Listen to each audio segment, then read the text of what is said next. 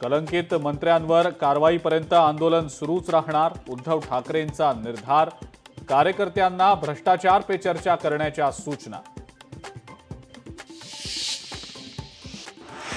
विरोधक केवळ हवेत बाण सोडतात, पुरावे काहीच नसतात, केवळ आरोप करतात. मुख्यमंत्री फडणवीसांचा विरोधकांवर हल्लाबोल.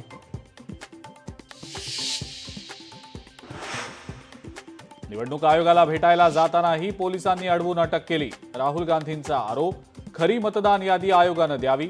विरोधी पक्षातल्या खासदारांची मागणी. 15 ऑगस्टला रायगडमध्ये मंत्री आदिती तटकरे ध्वजारोहण करणार. राज्य सरकारचं परिपत्रक जारी, तर नाशकात मंत्री गिरीश महाजन करणार ध्वजारोहण. वडिलांच्या आठवणी सांगताना पंकजा मुंडे भाऊक, फेकलेले तुकडे घ्यायचे नाहीत वडिलांची शिकवण. गोपीनाथ मुंडेंनी कधीच पक्षाशी प्रतारणा केली नाही, पंकजा मुंडेंचं वक्तव्य. नाशकात शिवसेनेच्या बैठकीमध्ये मोठा राडा. बैठकीत 2 गट आपापसात भिडले. दोन्ही गटांमध्ये शिवीगाळ आणि तुफान हाणामारी.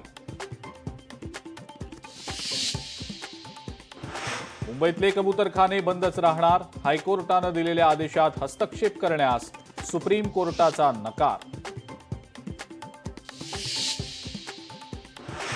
महादेवी हत्तीणी संदर्भातली सुनावणी 14 ऑगस्टला होणार. नांदणी मठ राज्य सरकारकडनं सुप्रीम कोर्टात याचिका दाखल.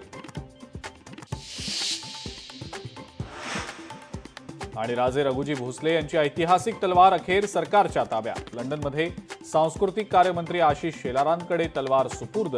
18 ऑगस्टला तलवार लंडनहून मुंबईला आणली जाणार.